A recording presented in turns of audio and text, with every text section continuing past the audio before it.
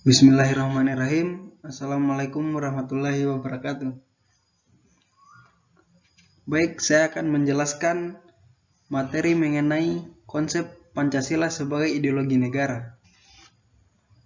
Sebelum saya melangkah ke materi, perkenalkan, nama saya Utun Aliaksa dengan NIM D1A1210161 dari jurusan Agribisnis.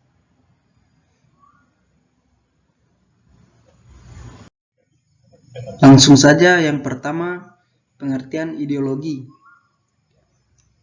Istilah ideologi berasal dari kata ide, yang artinya gagasan, konsep, pengertian dasar, cita-cita, dan logos yang berarti ilmu.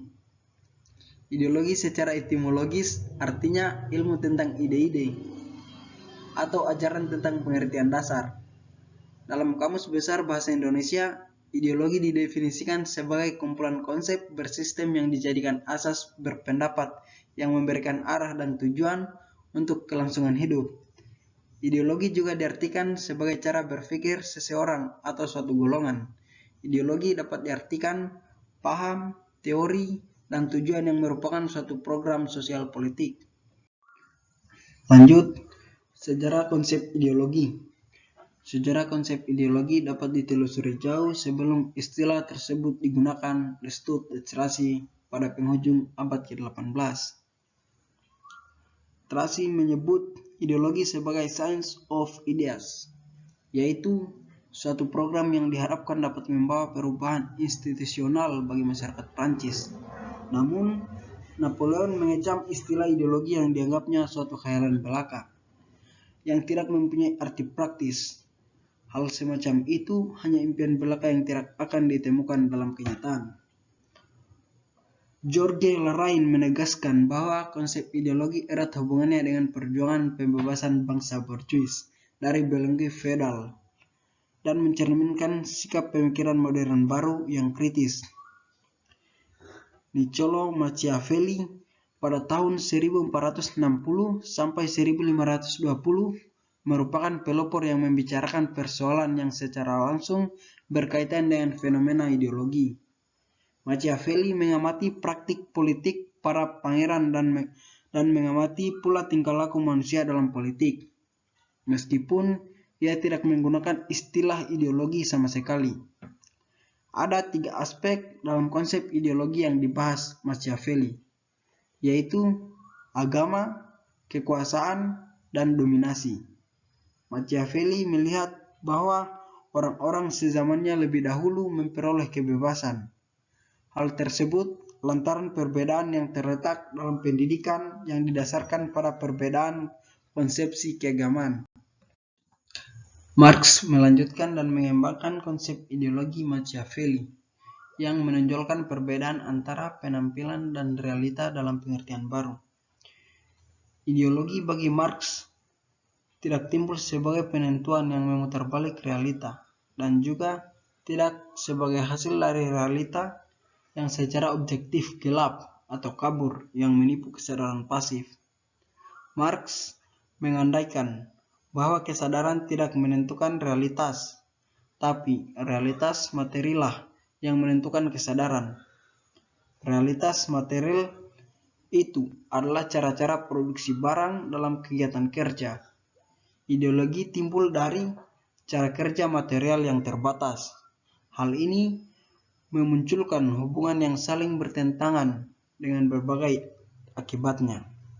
Marx mengajarkan bahwa tesis dari dialektika materialisis yang dikembangkannya adalah masyarakat agraris yang di dalamnya kaum feodal pemilik tanah sebagai kelas penguasa dan petani penggarap sebagai kelas yang tertindas.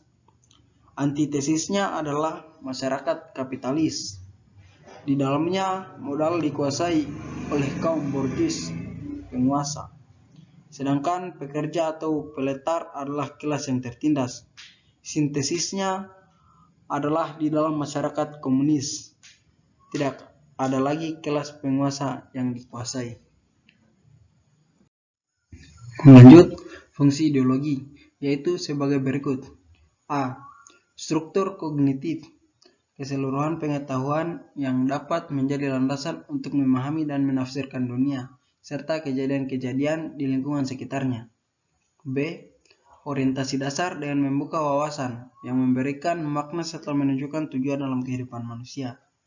C. Norma-norma yang menjadi pedoman dan pegangan bagi seseorang untuk melangkah dan bertindak. D. Bekal dan jalan bagi seseorang untuk menemukan identitasnya. E. Kekuatan yang mampu mengamati dan mendorong seseorang untuk menjalani kegiatan yang mencapai tujuan. F.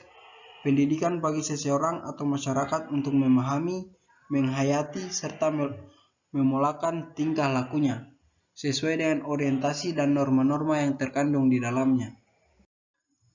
Lanjut, urgensi Pancasila sebagai ideologi negara. Setelah menelusuri berbagai pengertian, unsur, dan jenis-jenis ideologi, maka terlihat bahwa Pancasila sebagai ideologi negara menghadapi berbagai bentuk tantangan. Salah satu tantangan yang paling dominan dewasa ini adalah globalisasi. Globalisasi merupakan era saling keterhubungan antara masyarakat suatu bangsa dan masyarakat bangsa lain, sehingga masyarakat dunia menjadi lebih terbuka. Dengan demikian, kebudayaan global terbentuk dari pertemuan beragam kepentingan yang mendekatkan masyarakat dunia.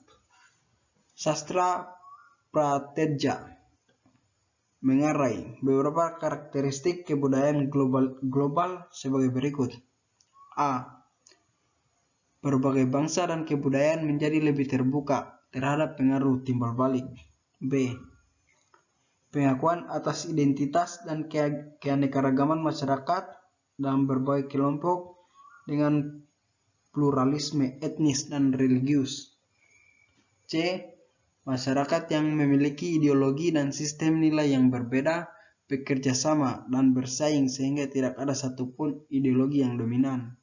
D.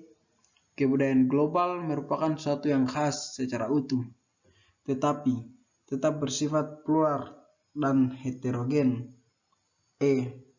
Nilai-nilai hak asasi manusia atau HAM, kebebasan demokrasi menjadi nilai-nilai yang dihayati bersama, tetapi dengan interpretasi yang berbeda-beda.